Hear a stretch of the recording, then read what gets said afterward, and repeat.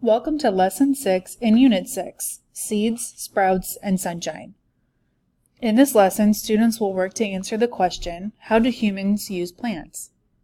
In previous lessons, students have identified the parts of a plant and what those parts do for that plant. In this lesson, students describe and identify what plant parts can do for humans. Students figure out that humans use all parts of plants as resources for food, medicine, beauty products, shelter, wheels, and more. This lesson will take approximately 2 days. To begin, ask students, what are some ways that humans use plants besides for food? Allow students to turn and talk, and chart their responses.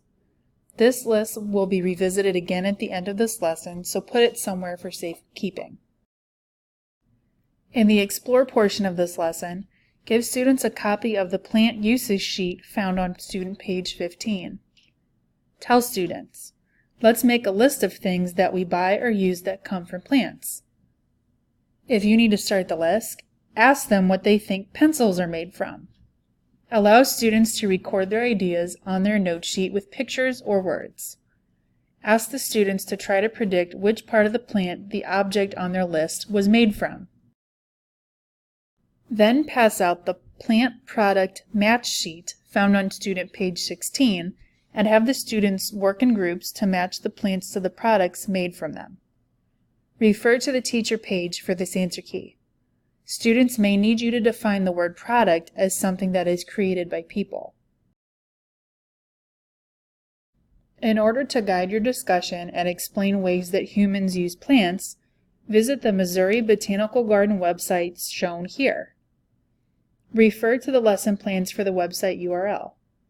Explain to students that while some plant products aren't necessarily for human survival, such as perfume or pencils, some plant products have helped humans survive by providing life-saving medicine, food, and shelter.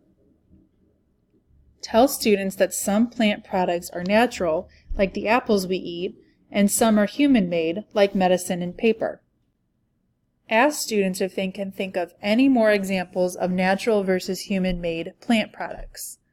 You may want to keep a chart paper table to describe the plant product, if it's human-made or natural, and what plant or plant part it comes from. Tell students, let's focus more on paper since that is one of the products we use the most at school. We said that paper comes from plants, but how do you think that happens? Take ideas from students and then watch the video shown here on paper making. In the Elaborate portion of this lesson, ask students, should we use less paper? Why might it be important to use less paper? Guide students to the idea that it is important to use less paper. You could explain that because paper comes from trees and trees give us oxygen to breathe, it is important that we use as few trees as possible. If we must use trees, we should plant new trees as much as we can. We should also use fewer tree-based products. Next, define the words reduce, reuse, and recycle with your students. Ask them, we saw how plants and trees are used to make paper. What are some things we could do to use less paper? Have students turn and talk to a partner. Write down student ideas. Some of their ideas may include using less paper towels, or using cloth towels instead to reduce, or recycling paper products such as paper, cardboard boxes, or food boxes, or even using both sides of a piece of writing paper in order to reuse it. Read the book Be a Friend to Trees with students. Refer to teacher page 13 for a read-aloud guide. Finally, revisit the original chart list of plant products that students listed during the Engage. Ask students, what other products can we add to this list now? Allow students to turn and talk, then share out. In the optional Extend activity, students can make their own recycled paper. Refer to the lesson plans for detailed instructions for this activity. In this lesson, students described and identified the many ways plants are used by humans.